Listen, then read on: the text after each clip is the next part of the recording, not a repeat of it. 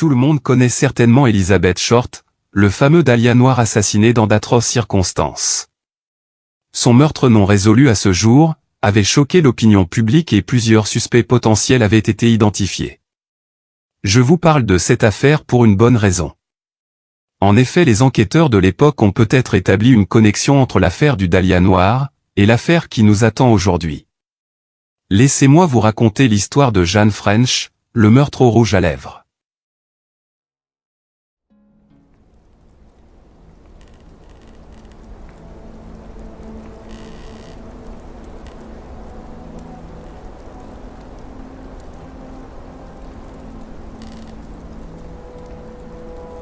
Dans les annales du crime, il existe une multitude de meurtres. Certains dépassent l'entendement, d'autres sont étranges et mystérieux. Beaucoup malheureusement, sont non résolus et effacés de nos mémoires. Il en va de même pour la couverture qu'en a faite la presse à l'époque. Il existe, tristement pourrait-on dire, des meurtres plus populaires que d'autres. Ces crimes ont fait la une des journaux, ont été très bien documentés, aussi bien dans les rapports manuscrits que dans les documents photographiques. L'affaire dont je vais vous parler fait partie de la première catégorie. Il n'existe que très peu de documents disponibles pour illustrer cette sordide affaire. Petit à petit, ce meurtre a été oublié. Dans cette vidéo, vous constaterez qu'il n'y a que peu de matériaux à disposition, ce qui n'enlève en rien à cette mystérieuse et tragique affaire. Au milieu des années 1940, le Los Angeles d'après-guerre était un bazar de luxe pour les personnes riches et célèbres, où les starlettes hollywoodiennes, les puissants avocats et les artistes influents, profitaient tous des plaisirs offerts par la cité des anges et du péché. Scandale, corruption et vice étaient monnaie courante, du plus bas de la société jusqu'au sommet de la hiérarchie politique. Mais la cité des anges allait également servir de terrain de jeu aux libertins, aux psychopathes, mais aussi aux mafieux et aux tueurs en série. Dans cette ville, l'une des plus célèbres du monde, les meurtres faisaient partie du paysage, toute proportion gardée. Les rues de Los Angeles se révélèrent être un endroit toujours plus dangereux pour les jeunes femmes. En novembre 1944, les corps de 2 femmes furent retrouvés dans 2 hôtels différents, brutalement assassinés à quelques heures d'intervalle. L'éventreur de Los Angeles avait commis des actes innommables sur ses victimes. Le meurtre d'Elizabeth Short en janvier 1947 fut un crime qui choqua la nation. Un peu plus de 3 semaines plus tard, le corps nu d'une deuxième victime fut retrouvé abandonné sur le trottoir. La victime, Jane French, avait été horriblement assassinée, le tueur l'ayant piétinée à mort. Beaucoup soupçonnèrent un tueur en série d'être responsable de ce crime odieux. Ce meurtre sera bientôt connu sous le nom de meurtre au rouge à lèvres. Après avoir brutalement matraqué la victime, le meurtrier lui avait infligé d'autres coups, en piétinant sadiquement son corps jusqu'à ce qu'elle meure. Lorsque la police a examiné la victime, elle a constaté que son corps était couvert de coupures, d'échymoses et d'autres blessures internes qui ont provoqué une lente hémorragie. Mais les marques de ces coups n'étaient pas la seule chose que le tueur avait laissée sur son corps. Alors qu'elle gisait au sol, probablement mourante, le tueur avait sorti le rouge à lèvres de Jane de son sac à main, et avait écrit un message sur son torse. On pouvait y lire ceci. Fuck you PD. En français, putain de police. En dessous, le nom, ou prénom texte, était également griffonné en rouge. À l'époque, le message avait été mal interprété par la presse, de nombreuses personnes ayant cru que les lettres B et D étaient inscrites sur son corps, et non pas les lettres P et D. Tout cela malgré la confirmation du coroner. Persuadé qu'il s'agissait bien des lettres B et D, plusieurs personnes, au courant de l'affaire du dahlia noir, ont soupçonné que le message faisait directement référence au meurtre d'Elizabeth Short. Des rumeurs ont alors rapidement commencé à circuler selon lesquelles ces 2 meurtres avaient été commis par la même personne. Pour les enquêteurs, il n'y avait aucun doute dans leur esprit. Il s'agissait bien des lettres P et D, et donc d'une insulte dirigée contre le département de police de Los Angeles. Selon une autre théorie, ces lettres ne faisaient pas référence à une insulte envers la police, mais correspondaient peut-être aux initiales d'une personne, et Tex serait l'abréviation de Texas. Mais sans aucun autre indice sur la victime, il était impossible de confirmer les différentes théories avancées par les enquêteurs. Les indices sur la scène de crime étaient peu nombreux. Les policiers ont donc commencé à enquêter sur la victime, Jane French, 44 ans, en espérant trouver quelque chose dans sa vie privée, qui pourrait expliquer pourquoi elle a fini battue à mort dans un champ près d'une rue de Los Angeles.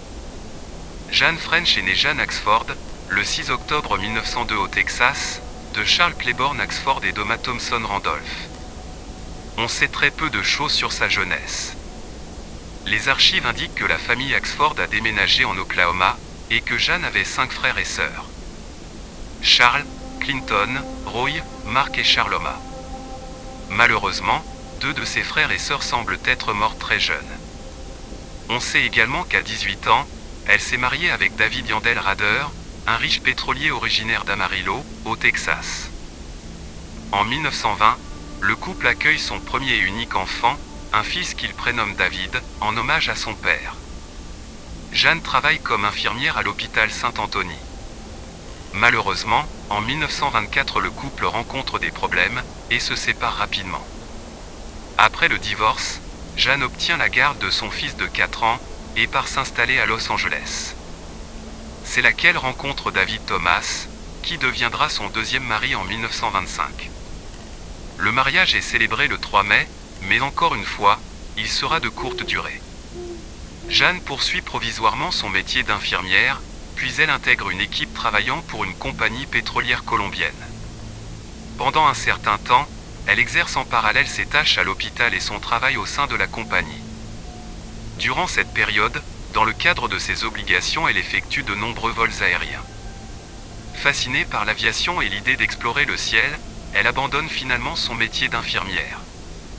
Après avoir réussi son examen de pilote, elle devient membre de la Women's Air Reserve et de l'Organisation internationale des femmes pilotes ou du Club 99, comme on les appelle également.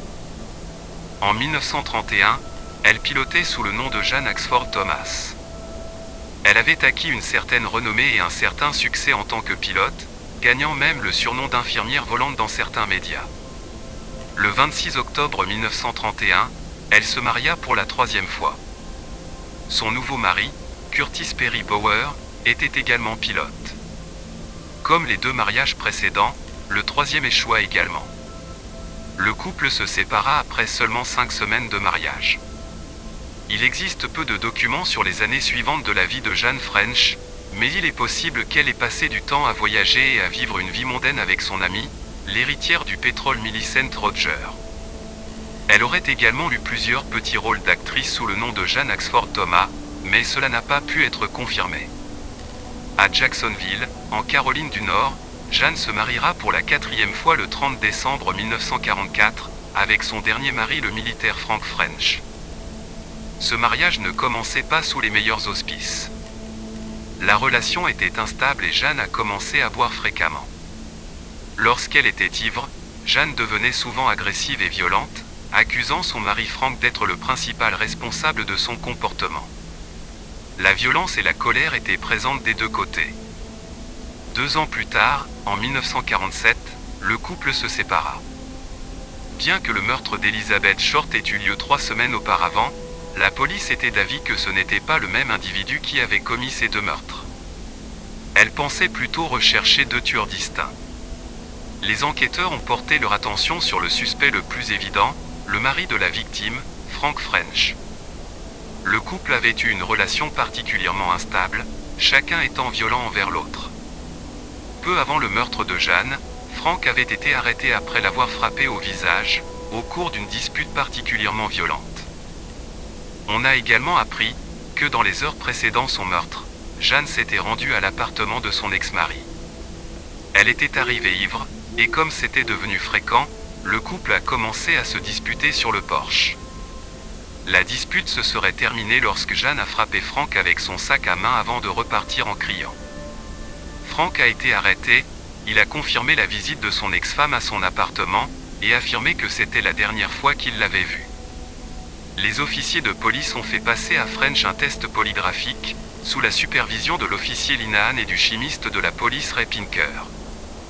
Il a passé le test avec succès. Frank a également affirmé que sa propriétaire serait en mesure de confirmer son alibi, selon lequel il n'avait pas quitté son appartement ce soir-là. Le fils de Jeanne, David, âgé de 25 ans, a également été amené au commissariat pour être interrogé. En repartant, David a rencontré son beau-père, il s'est arrêté devant lui, l'a fixé droit dans les yeux et lui a dit ceci. « Si tu es coupable et tu mens, il y a un Dieu au paradis qui prendra soin de toi. » Frank ne se démonta pas et répondit sans hésitation. « Je jure devant Dieu que je ne l'ai pas tué. » Malgré la conviction initiale des enquêteurs selon laquelle le meurtre de Jeanne était un crime passionnel commis par un ex-mari mécontent, ils ne trouvèrent aucune preuve permettant de relier son meurtre à Frank. Lorsqu'elle fut interrogée, la propriétaire de Frank confirma son alibi, affirmant qu'elle ne l'avait pas vu quitter son appartement le soir du meurtre. Finalement, les enquêteurs ne parvinrent pas à faire correspondre les empreintes de chaussures trouvées sur la scène du crime à celles de Frank. Les empreintes de chaussures laissées sur la scène du crime étaient celles d'une petite chaussure d'homme de taille 6 ou 7.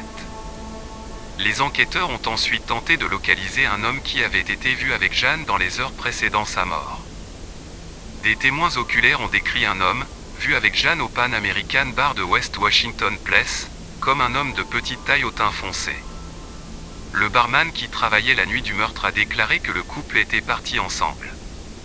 Comme cette personne mystérieuse était de petite taille, les enquêteurs ont rapidement fait le lien avec la taille des empreintes de chaussures. Il s'agissait peut-être de son meurtrier, et était certainement la dernière personne à avoir vu Jeanne French vivante. Malheureusement, la police n'a pas pu retrouver l'individu en question. Avec peu d'indices, les enquêteurs ont ensuite tenté de localiser la voiture de Jeanne. Le véhicule a finalement été retrouvé sur un parking. Des témoins ont déclaré que la voiture était là depuis environ 3 heures du matin le jour du meurtre. L'un des témoins qui s'était manifesté, un veilleur de nuit, a déclaré que la voiture avait été laissée à cet endroit par un inconnu, et non par la victime. Encore une fois, cet homme n'a jamais été identifié ni retrouvé. Sans nouveaux indices, le meurtre brutal de Jeanne French, le meurtre au rouge à lèvres, comme on l'avait appelé, a rapidement été oublié et l'affaire classée. Il faut également préciser qu'à cette période, les gens et la presse en général, étaient toujours fascinés par le meurtre d'Elizabeth Short, le Dahlia noir. Il faudra attendre 3 ans avant que le meurtre de Jeanne French ne revienne sur le devant de la scène. En 1950, une enquête du grand jury est ordonnée. Un rapport accablant est publié sur la qualité des enquêtes menées, sur un certain nombre de meurtres de femmes non résolus au cours des années 1940 à Los Angeles. Suite à ce rapport, les meurtres de Gertrude Landon, Jeanne French, Gladys Kern, pour n'en citer que quelques-unes ont à nouveau attiré l'attention des médias. Tous ces meurtres faisaient à nouveau la une des journaux. Cela a conduit à la réouverture de nombreuses affaires, notamment celle de Jeanne French. Frank Jamison et Walter Morgan, du bureau du procureur de district, se sont vus confier l'affaire French et ont rapidement identifié un suspect. En novembre 1946, 4 mois avant son meurtre brutal, et alors qu'elle vivait encore avec son mari Frank, le couple a engagé un peintre nommé George Witt pour travailler sur leur maison. Les enquêteurs ont appris que Jeanne et Witt ont rapidement commencé une liaison, Witt admettant avoir eu plusieurs rendez-vous avec Jeanne. Au cours de leur enquête sur Witt, Morgan et Jamison ont découvert que le comportement de l'homme était douteux. Le peintre avait brûlé des vêtements et plusieurs paires de chaussures au moment du meurtre.